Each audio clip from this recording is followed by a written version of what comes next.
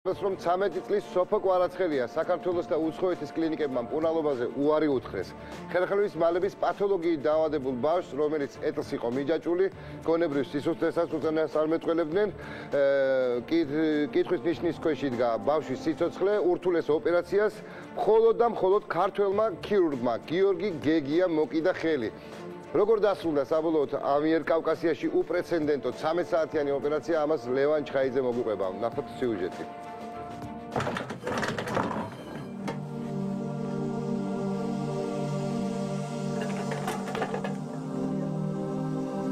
ეტლი, რომელიც გადაადგილებისთვის ჭირდებოდა, უკვე წარსულია. 13 წლის სოფო კვარაცხელიას მშობლები 2 წლის ასაკში დაეღუპა და მას დეიდაშვილის ზრდის. 6 თვის წინ ბავშვს უმძიმესი დიაგნოზი ისრაელში დაუსვეს. სოფოს ხერხემლის 4 მალა განუვითარებელი ჰქონდა, რის გამოც ხერხემალი მოიღუნა და ზურგის ტვინს მიაწვა, რამაც ხელის და ფეხის კიდურების პარალიზება და სუნთქვის უკმარისობა გამოიწვია. სასწრაფო ოპერაციისთვის ებრაულ კლინიკაში $200,000 მოითხოვეს, მაგრამ იყო ერთი პირობა. ოპერაცია რო გაკეთდებოდა, გავლით საერთოდ ვერ გაივლიდა. უბრალოდ იცოცხლებდა, სიცოცხლე შეუნარჩუნებდა და იქნებოდა გონებრივად შეზღუდული. იქედანაც იმედგაცრუებული ჩამოვედით. მერე ისევ საქართველოში დავიწყე ექიმის მოძიება. სკოლაში ვეღარ დავდიოდი, უკვე რამე იქნა და შეგუებოდი, მე გზა აღარ მქონდა. ყველანაირი იმედი გადაწურული მქონდა. ვიფიქრე რომ რა ვეღარ გავივლი თქო.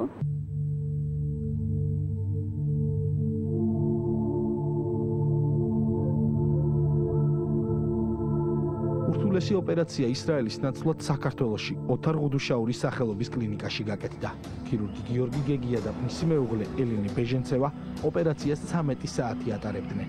სოფო კვარაცხელიას ამიერკავკასიის მასშტაბით პირველად ამოკვეთეს დაზიანებული მალები და მის მაგივრად მეტალოკონსტრუქციით ხერხემალი წინა და უკანა მხრიდან დააფიქსირეს, რასაც 100%-იანი სიზუსტე ჭირდებოდა. მსგავსი ოპერაციების წარმატებულად ჩატარება სოფლიო მედიცინის პრაქტიკაში უიშვიათესი მოვლენაა. პაციენტის მდგომარეობა იყო სერიოზული, ანუ მისი დაზიანების ხარისხი ქირურგიული თვალსაზრისით იყო რთულად სამკურნალო და რთულად სამართავი, მაგრამ ჩვენი გადაწყვეტილება განაპირობა იმ ფაქტორმა, რომ შეიძლებოდა და იყო იმის შანსი, რომ ოპერაცია დამთავრებულიყო წარმატებით.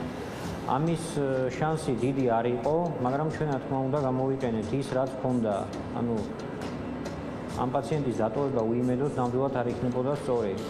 მალების ამოღება როცა დაიწყო უშუალოდ, მაშინ იყო სისხლდენა, ცუდად ჩანდა ეს ზურგის ტვინი, მაშინ შემეშინდა, რომ აი ახლა არ მოხდეს ის, რაც ყველაზე მეტად გვეშინია.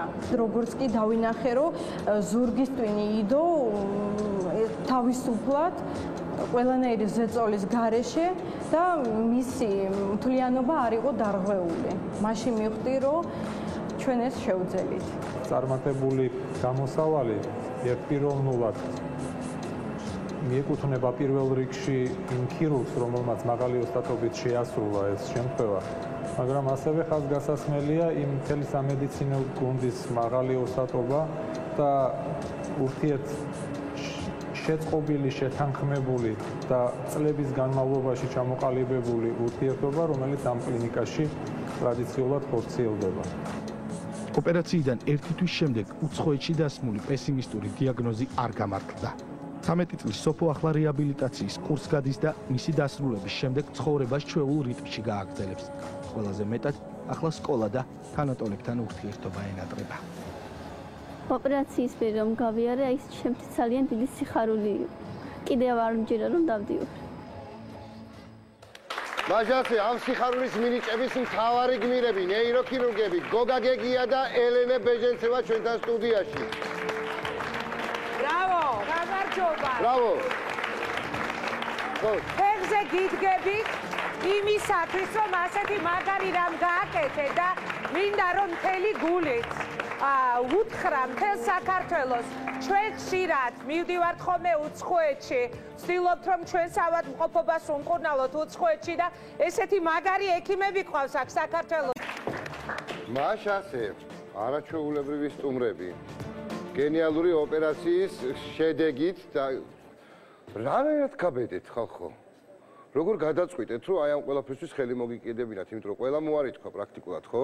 საზღვარგარეთმა, რომელსაც ასე აქტიურად ვეძალებით ხოლმე ძირითადად. მოგესალმებით ყველას, მადლობას მოგახსენებთ მოწვევისთვის. გილოცავთ დამდეგშობა ახალწელს და სრულიად საქართველოს. კითხვა სწორი არის, ლოგიკური კითხვა არის. ხო, იმიტომ რომ აი ყველას გვიკვირს, იმიტომ რომ როგორ გარისკეთ? მაშინ, როდესაც ადამიანს ამ პატარა ბავშვს უარი უთხრა უცხოეთში ბევრმა კლინიკამ და როდესაც იყო ასეთი საფრთხე, აი როგორ გადაწყვიტეთ თქვენ არ შეგეშინათ ამ ხელა რისკის? მე ეჭვმაქვს რომ ელენის დამსახურება ესა გავაკეთოთ, ჩვენ ამას შევძლებთ. არის, რა თქმა უნდა, ელენის დამსახურება საერთოდ პაციენტი რომ მოხვდა ჩვენთან, პირველად ელენემ ნახა ეს ბავშვი სოფო.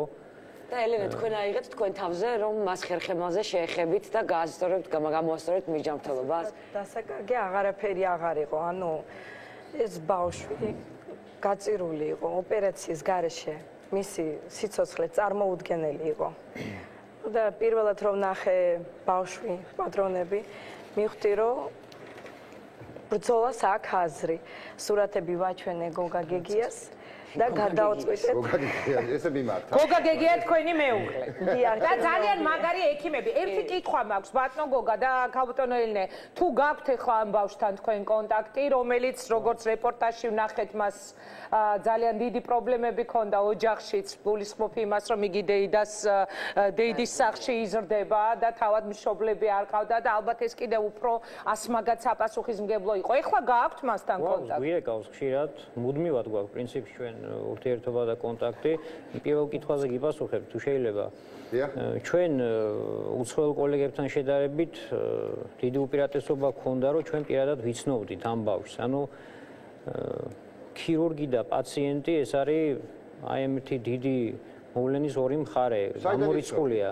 აი როცა გავიცანი ეს ბავშვი, როცა მოვიდა, პირველად როცა მოიყვანეს და ჩვენი ნაცნობობა შედგა ასე ვთქვათ, თუ ამ ბავშვს შეხედავთ, თქვენ მიხვდებით, რომ ამ ბავშვს სიცოცხლე უნდა. პაციენტს რომ უმკურნალო ამისთვის არ არის საკმარისი მხოლოდ ის, რომ შენი საქმე კარგად გააკეთო, ამ ბოლომდე გააკეთო. ამისთვის აუცილებელია, რომ იმ ადამიანს უნდოდეს ბოლომდე, უნდოდეს გადარჩენა, სიცოცხლე, გამარჯვება. ანუ მე ვფიქრობ, რომ წარმატება დიდწილად განაპირობა თვითონ ამ ბავშვის ხასიათმა, ენერგიამ. ხო, სიუჟეტი და შევაკეთე. გოგა, როდესაც მას ესაუბრებით ტელეფონზე. და რა რეაქცია, როდესაც შენი გადარჩენილი სიცოცხლე ხაზზეა?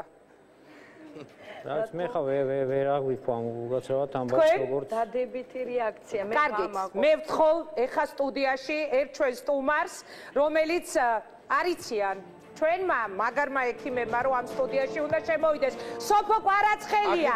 გოგონა რომელიც გადაარჩინეს ამ შესანიშნავმა ექიმებმა. სოფო, გამარჯობა, საყვარელო. მოგესალმებით. გილოცავ წინასწარ ახალ წელს, ბედნიერი, ჯანმრთელი გოგო.